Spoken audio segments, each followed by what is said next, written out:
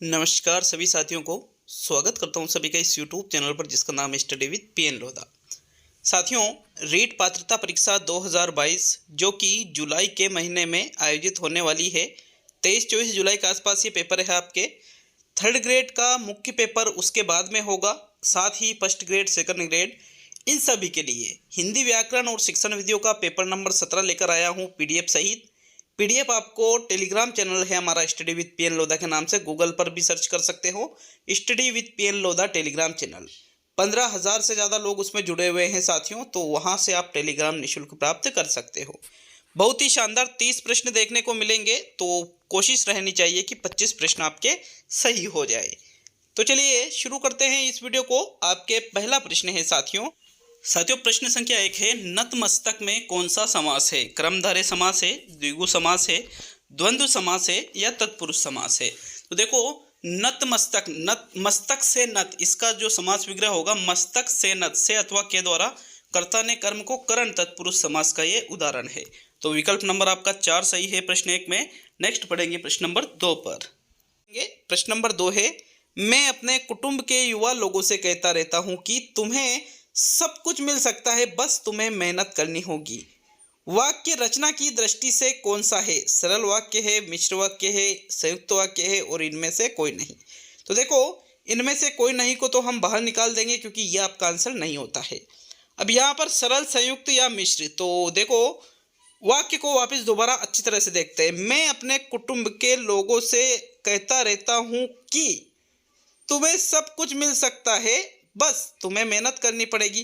तो की, बस, इस प्रकार के शब्दों का प्रयोग जब किसी वाक्य में होता है साथियों, तो वो सरल या संयुक्त वाक्य नहीं होता है, बल्कि वो एक मिश्र वाक्य होता है, क्योंकि मिश्र वाक्य में एक वाक्य दूसरे पर आश्रित रहता है। तो विकल्प 2 आपके प्रश्न नंबर 2 में सही है। नेक्स्ट प्रश्न नंबर 3 की ओर बढ़ते हैं। तो तीसरा प्रश्न, मापन का क्षेत्र नहीं है बुद्धि, उपलब्धि, विकास और रुचि। साथियों, इसमें से आप, एक होता है मापन और एक होता है मूल्यांकन। तो किसका मापन यहाँ पर या फिर कौन सा क्षेत्र मापन के अंतर्गत नहीं आएगा? तो साथियों, बुद्धि का तो आप आसानी से मापन कर सकते हो कि भी IQ के मापन मतलब आंकिक निरूपण जिसका किया जा सके। उपलब्धि, रुचि नहीं, इसका सही उत्तर होगा विकास, क्योंकि विकास का कभी भी मापन नहीं किया जा सकता है।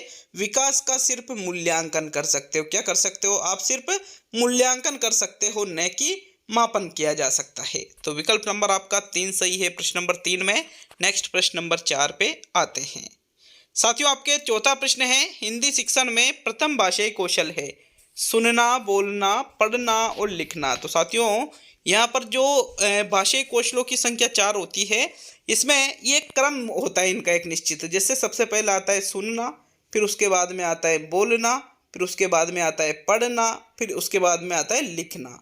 तो सुनना, बोलना, पढ़ना, लिखना, इस प्रकार से भाषाई कौशल होते हैं। तो सबसे पहले सुनना और सबसे अंत में लिखना आएगा। तो मतलब सुनना वाला जो विकल्प 1 में दे रखा है, ये प्रथम भाषाई कौशल कहलाता है। विकल्प 1 आपके सही है प्रश्न नंबर 4 में। नेक्स्ट बढ़ेंगे अब हम प्रश्न संख्या 5 की ओर। तो साथियों, 5वां प्रश्न है, निम्न में से कौन सा दृश्य श्रव्य उपकरण है? रेडियो, टेलीग्राम, आकाशवाणी और दूरदर्शन। देखो, दृश्य श्रव्य उपकरण का मतलब होता है वह उपकरण जिसमें दिखाई भी देता है और सुनाई भी देता है। दिखाई भी देता है और सुनाई भी देता है। तो यहाँ टेलीग्राम, यहाँ आकाशवाणी, यहाँ रेडियो, ये सिर्फ दृश्य है। ये आकाशवाणी जो है साथियों, ये श्रव्य है, और जो रेडियो है ये श्रव्य है। लेकिन जो दूरदर्शन है ये इसमें सुनाई भी देता है और दिखाई भी देता है। मतलब ये कैसा उपकरण है? श्रव्य दृश्य उपकरण है। ठीक है, विकल्प आपके 4 सही है प्रश्न नंबर 5 में। आगे बढ़ते हैं प्रश्न संख्या 6 की ओर। तो आपके 6वां प्रश्न, मनोकामना शब्द में कौन सी संधि है? विसर्ग संधि, व्यंजन संधि, स्वर संधि और इनमें से कोई नहीं। देखो, ये जो प्रश्न है, इस प्रश्न को एग्जाम में तो डिलीट किया जा सकता है, क्योंकि जो मनोकामना शब्द है ये शब्द ही गलत है। क्योंकि मनोकामना शब्द का संधि विच्छेद क्या होता है? मन है प्लस कामना, इससे शब्द जो बनता है साथियों, वो मनोकामना नहीं बनता है, बल्कि शब्द बनता है मन है कामना। क्या बनता है? मन है कामना शब्द बनता है। और तो फिर ये शुद्ध शब्द ही अशुद्ध है। इस प्रकार एग्जाम में इस प्रश्न को डिलीट किया जा सकता है, और ये विसर्ग संधि के अपवाद के अंतर्गत आ जाता है। किसके अंतर्गत? विसर्ग संधि का अपवाद नहीं कह सकते। मन है कामना में तो विसर्ग संधि है, लेकिन मनोकामना में कोई संधि नहीं है। तो फिर विकल्पों को देखते हुए चौथा विकल्प हम सही कर सकते हैं, बट जो प्रश्न है बोनस के लायक प्रश्न है। चलिए नेक्स्ट ये प्रश्न नंबर 7 पे आएंगे। तो 7वां प्रश्न, वह लड़की अब बोल सकती है, इस वाक्य में पदबंध है। संज्ञा पदबंध, सर्वनाम पदबंध, क्रिया पदबंध, विशेषण पदबंध। देखो वह लड़की अब बोल सकती है, तो यह बोल जो शब्द है यहाँ तक अंडरलाइन हो रही है। अब आपको शब्द जो अंडरलाइन वाला जो जितने भी उसमें शब्द है उसमें अंतिम शब्द को देखना होता है। तो बोलना क्या है साथियों? एक क्रिया है। क्या है? बोलना एक क्रिया है, अतः यह एक क्रिया पदबंध का उदाहरण होगा। किसका होगा? क्रिया पदबंध का। 7वें प्रश्न में तीसरा विकल्प सही है। नेक्स्ट ये प्रश्न नंबर 8 पे आते हैं। तो आपके 8वां प्रश्न, जब रीट की विज्ञप्ति आएगी तब छात्र पढ़ेंगे। यह वाक्य है, सरल वाक्य है, संयुक्त वाक्य है, मिश्र वाक्य है और इच्छावाचक वाक्य है। तो देखो जब रीट की विज्ञप्ति आएगी तब छात्र पढ़ेंगे, तो मतलब एक वाक्य दूसरे पर निर्भर है। जब तब से वाक्य जुड़ रहा है, और जहां पर भी जब तब से वाक्य जुड़ता है वो हमेशा ही मिश्र वाक्य के अंतर्गत आता है। किसके अंतर्गत आता है साथियों? मिश्र वाक्य के अंतर्गत वो आ जाता है। क्योंकि रचना के आधार पर जो वाक्य के 3 प्रकार होते हैं, सरल, संयुक्त और मिश्र। मिश्र में जब, तब, यदि, तो और की से कोई शब्द जुड़ा हो, इस प्रकार के शब्द मिश्र वाक्य में ही आते हैं। सरल में ऐसे कोई शब्द नहीं आते। सरल में ना ही कोई आश्रित होता है, ना ही कोई स्वतंत्र, 2 अलग अलग वाक्य होते हैं। ठीक है, तो थर्ड विकल्प आपके यहाँ 8वें प्रश्न में सही है। नेक्स्ट बढ़ेंगे प्रश्न नंबर 9 की ओर। तो 9वां प्रश्न, तद्भव शब्द का चयन कीजिए। दक्षिण, प्रस्तर, विकार और पाहन। तो साथियों देखो, विकार एक तत्सम शब्द है और इसका तद्भव होता है बिगाड़, तो ये आपका उत्तर नहीं है। दक्षिण एक तत्सम शब्द है और इसका तद्भव क्या होता है साथियों? दायां हो सकता है, या दक्षिण का एग्जैक्टली थोड़ा दिमाग से उतर रहा है। प्रस्तर का हो जाता है पत्थर, तो साथियों इसका ये भी एक तत्सम है। मतलब प्रस्तर, दक्षिण, विकार ये तीनों ही तत्सम है, लेकिन यहाँ पाहन जो शब्द है ये एक तद्भव शब्द है। कैसा है? ये एक तद्भव शब्द है साथियों। और यहाँ से ये तो पूछ रहा है आपसे कि तद्भव शब्द का चयन कीजिए, तो पाहन एक तद्भव शब्द है। विकल्प 4 आपके 9वें प्रश्न में सही है। नेक्स्ट प्रश्न नंबर 10, बेमेल का चयन कीजिए। गंगा प्लस ए गंगेय, मामा प्लस एरा ममेरा, मधुर प्लस ये माधुर्य, लूटना प्लस एरा लुटेरा। तो देखो मामा प्लस एरा से ममेरा बनता है, मधुर प्लस ये से माधुर्य बनता है, लेकिन गंगा प्लस ए से गांगेय शब्द बनता है। क्या बनता है? गांगेय शब्द बनता है साथियों। अतः विकल्प नंबर जो 1 है आपके प्रश्न नंबर 10 में, ये एक बेमेल है। गांगे, गंगे नहीं गांगे होता है। और लूटना प्लस एरा में भी ये तो कुछ मिस्टेक है, क्योंकि लूटना और लुटेरा मात्रा संबंधी त्रुटि हो रही है, तो चौथा भी सही माना जा सकता है। बट आपकी फर्स्ट चॉइस विकल्प नंबर 1 सही है। ठीक है, नेक्स्ट प्रश्न संख्या 11 की ओर बढ़ेंगे। तो चलिए 11वां प्रश्न, इनमें से कौन सा शब्द पुल्लिंग है? मनोवृत्ति, जीविका, बेटी और स्वप्न। तो साथियों मनोवृत्ति अच्छी होती है, स्त्रीलिंग शब्द है। जीविका अच्छी होती है, स्त्रीलिंग शब्द है। बेटी स्त्रीलिंग है, लेकिन स्वप्न अच्छा होता है। अच्छा होता है मतलब यह एक पुल्लिंग शब्द है। कैसा शब्द है? ये एक पुल्लिंग शब्द है। तो विकल्प नंबर जो 4 है यहाँ पर यही आपका सही उत्तर होगा, क्योंकि क्या पूछ रहा है कि कौन सा शब्द पुल्लिंग है, तो स्वप्न पुल्लिंग शब्द है। प्रश्न नंबर 12 पे आएंगे। तो 12वां प्रश्न, निम्न में से कौन सा शब्द विदेशी उपसर्ग से निर्मित नहीं है? विदेशी उपसर्ग से जो शब्द निर्मित नहीं है उस शब्द का आपको चयन करना है। बेइज्जत, कमसिन, नालायक और भरपेट। तो साथियों बेइज्जत में बे उपसर्ग लगा हुआ है, कमसिन में कम उपसर्ग लगा हुआ है, नालायक में ना उपसर्ग लगा हुआ है और भरपेट में भर उपसर्ग लगा हुआ है। तो देखो बे, ना और क ये तीनों ही विदेशी उपसर्ग से निर्मित शब्द है। लेकिन यह जो भरपेट शब्द है इसमें जो भर उपसर्ग लगा हुआ है ये भर शब्द विदेशी नहीं है। तो विकल्प नंबर आपका जो 4 है प्रश्न संख्या 12 में भरपेट, ये विदेशी उपसर्ग से निर्मित नहीं है। तो चौथा विकल्प आपके प्रश्न 12 में सही है।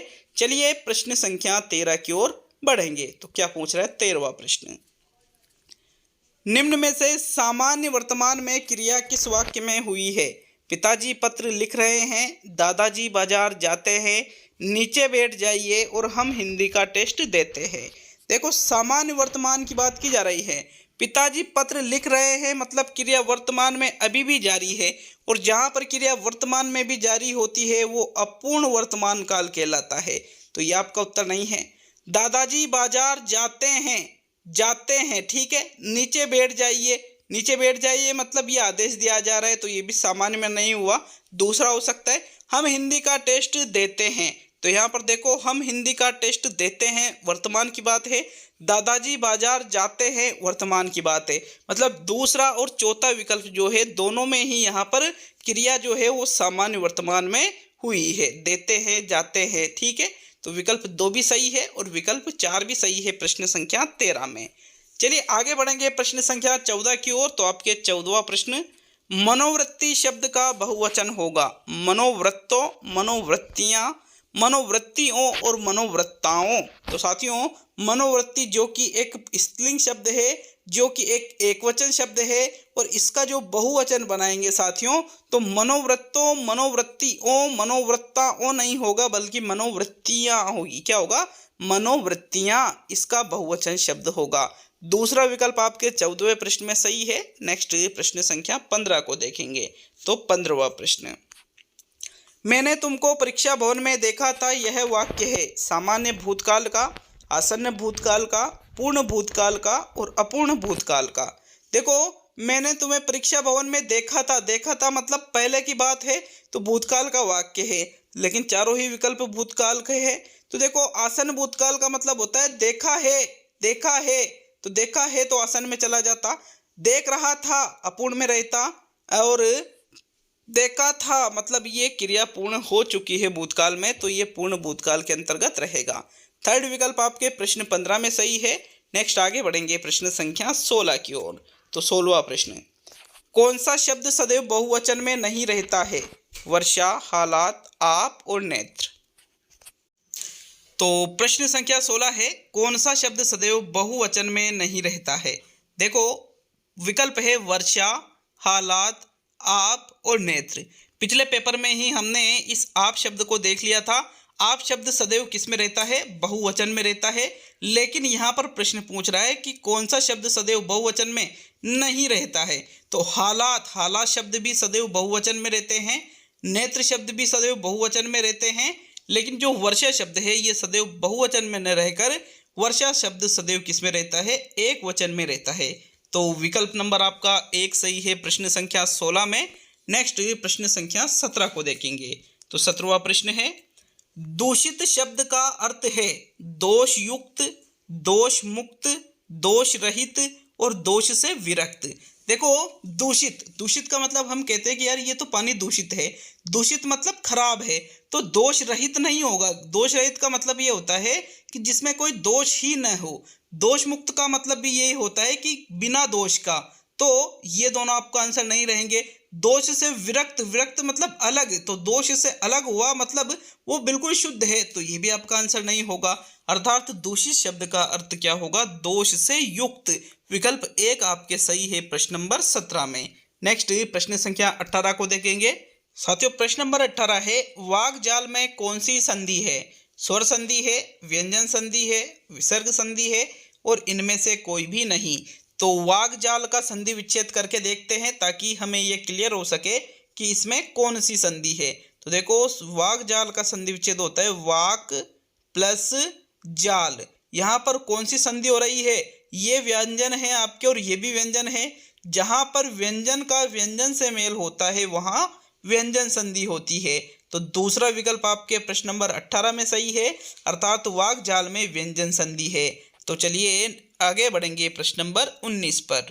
प्रश्न, मीनाक्षी शब्द में समास है, अव्ययभाव समास है, बहुव्रीहि समास है, तत्पुरुष समास है और क्रमधारय समास है। देखो मीनाक्षी शब्द का मतलब होता है मीन के समान आंखों वाली। क्या कहलाती है? मीनाक्षी। अव्ययभाव या तत्पुरुष तो होगा नहीं। अब बहुव्रीहि और क्रमधारय में बहुत ज़्यादा कंफ्यूजन होता है इस शब्द में, क्योंकि बहुत सी जगह मीनाक्षी का तीसरा अर्थ भी दिया होता है, लेकिन अधिकतर ऑथेंटिक किताबों में साथियों मीनाक्षी शब्द को क्रमधारय समास में रखा जाता है। किस में रखा जाता है? क्रमधारय समास में। तो विकल्प 4 आपके प्रश्न 19 में सही है। नेक्स्ट प्रश्न नंबर 20 को देखेंगे। तो 20वां प्रश्न, राम के संग सीता भी वनवास गई थी, इस वाक्य में अव्यय है क्रिया विशेषण, समुच्चय बोधक, संबंध बोधक और विस्मयादि बोधक। विस्मयादि बोधक में क्या होता है, किसी भी वाक्य के अंतर्गत हमें आश्चर्य का भाव प्रकट होता है, किसमें, विस्मयादि बोधक में। तो इसमें तो आश्चर्य नहीं हो रहा है। संबंध, क्रिया विशेषण या समुच्चय बोधक, कौन सा सही रहेगा प्रश्न संख्या 20 में। तो वाक्य कह रहा है राम के संग सीता भी वनवास गई थी। तो साथियों के साथ में आ रहा है ना, राम के संग सीता भी, मतलब ये संबंध बोधक अव्यय है। विकल्प 3 आपके प्रश्न 20 में सही है। नेक्स्ट प्रश्न नंबर 21 पे आते हैं। तो 21वां प्रश्न, सैनिक विधि में भाषा के किस पक्ष को महत्व दिया जाता है? भाषा विज्ञान पर, भाषा कौशलों के अभ्यास पर, भाषा के सैद्धांतिक पक्ष पर और भाषा के साहित्यिक पक्ष पर। देखो, जो सैनिक विधि है साथियों, साहित्यिक या सैद्धांतिक पक्ष पर यह बल नहीं देती है, बल्कि सैनिक विधि में भाषा कौशलों के अभ्यास पर बल दिया जाता है। विकल्प नंबर आपका 2 सही है प्रश्न संख्या 21 में। नेक्स्ट बढ़ेंगे प्रश्न संख्या 22 की ओर। तो 22वां प्रश्न, उत्प्रेरणात्मक उपक्रम है, प्रस्तावना है, शामपट्ट है, पुनर्बलन है और खोजपूर्ण है। देखो, उत्प्रेरणात्मक उपक्रम किसको कहा जाता है? प्रस्तावना प्रश्न जो होते हैं उनको ही उत्प्रेरणात्मक उपक्रम कहा जाता है। जब हम दैनिक पाठ योजना का निर्माण करते हैं, जो भी हमारा प्रकरण होता है, तो बच्चों को डायरेक्टली प्रकरण नहीं बताते हैं, बल्कि उत्प्रेरणात्मक उपक्रम या प्रस्तावना के माध्यम से प्रकरण को बच्चों के द्वारा ही निकलवाया जाता है। विकल्प 1 आपके प्रश्न 22 में सही है। नेक्स्ट बढ़ेंगे प्रश्न नंबर 23 की ओर। तो आपके 23वां प्रश्न, ये देखिए प्रश्न नंबर 23 को, रसास्वादन विधि में निम्न में से किस पर बल नहीं दिया जाता है? अर्थबोध पर, भावानुभव पर, भाव सौंदर्य पर और कला सौंदर्य पर। तो देखो, यहाँ पर ये थोड़ी टाइपिंग मिस्टेक हुई है, भावानुभव है, ये भाव प्लस अनुभव, भावानुभव, ठीक है। तो जो रसास्वादन विधि है इसका प्रयोग किया जाता है कविता शिक्षण में। किसमें किया जाता है? कविता शिक्षण या पद्य शिक्षण में रसास्वादन विधि का प्रयोग करते हैं, जिसमें भाव सौंदर्य, कला सौंदर्य, भावों का अनुभव, इन सभी पर बल दिया जाता है। लेकिन अर्थबोध पर बल नहीं दिया जाता है। अर्थबोध पर बल इसमें रसास्वादन विधि में नहीं, बल्कि अर्थबोध विधि में दिया जाता है। कौन सी विधि में? अर्थबोध विधि में दिया जाता है, जिसका प्रयोग गद्य शिक्षण के अंतर्गत किया जाता है। ठीक है, यहाँ तक क्लियर है सभी के? तो विकल्प 1 आपके प्रश्न संख्या 23 में सही है।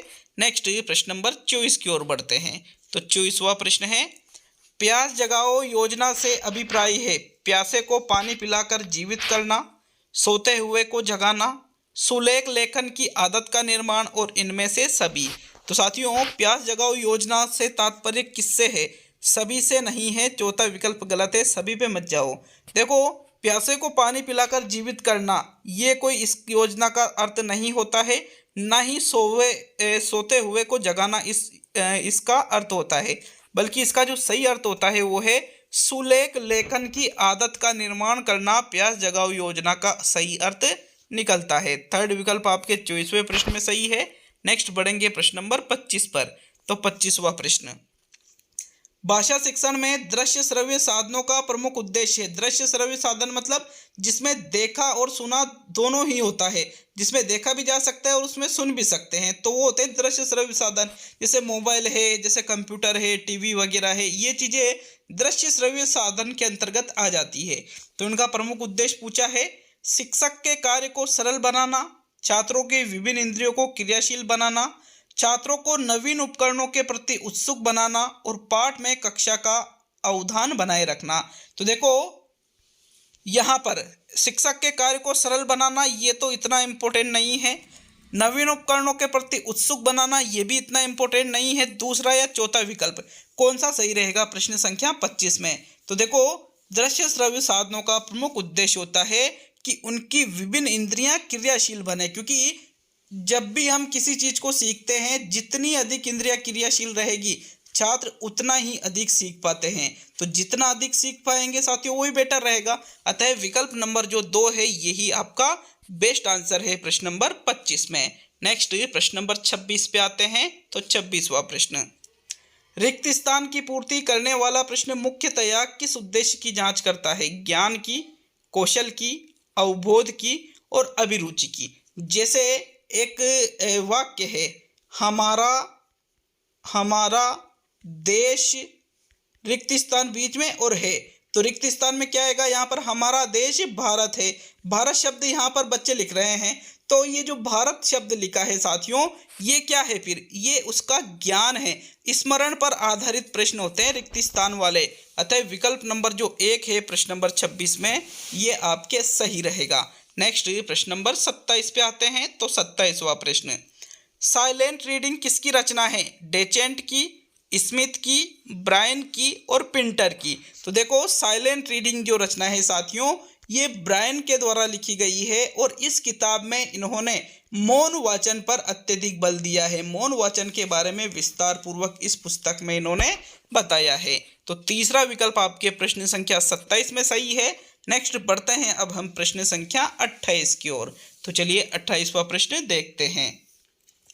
क्रियात्मक पक्ष का मूल्यांकन होता है, प्रायोगिक परीक्षा द्वारा होता है, मौखिक परीक्षा द्वारा होता है, लिखित परीक्षा द्वारा होता है और साक्षात्कार द्वारा होता है। तो देखो क्रियात्मक पक्ष का मतलब होता है जिसमें करके सीखा जाता है, जिसमें करके मूल्यांकन लिया जाता है बच्चों का। तो लिखित परीक्षा में तो ज्ञानात्मक पक्ष का अत्यधिक मूल्यांकन होता है, मौखिक परीक्षा या साक्षात्कार में नहीं साथियों, बल्कि जो प्रायोगिक परीक्षा होती है, मतलब जैसे प्रैक्टिकली जो चीजें यहाँ पर की जाती है, उससे हमारे क्रियात्मक पक्ष का मूल्यांकन होता है। तो विकल्प 1 आपके 28वें प्रश्न में सही है। नेक्स्ट 29वां प्रश्न देखेंगे, जो कि आज का सेकंड लास्ट क्वेश्चन है। तो 29वां क्वेश्चन, मूल्यांकन प्रक्रिया में नील पत्र को माना जाता है, क्या माना जाता है? उपलब्धि परीक्षण की आधारशिला, शिक्षण की आधारशिला, विद्यालय की आधारशिला और इनमें से कोई नहीं। तो इनमें से कोई नहीं वाले विकल्प को तो हम हटा देते हैं।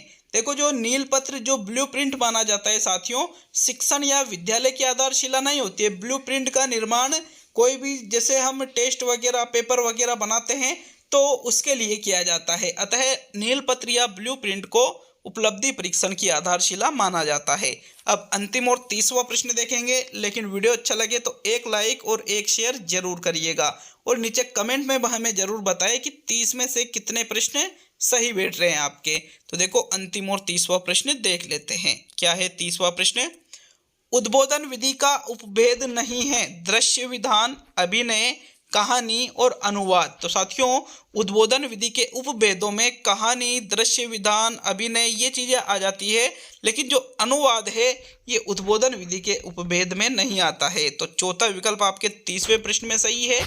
तो ये आज का टेस्ट पूरा हुआ। वीडियो जैसा भी लगा हो हमें नीचे कमेंट में जरूर बताएं और किसी प्रश्न में कोई त्रुटि नजर आती है तो वो भी जरूर लिखें ताकि उसमें संशोधन किया जा सके।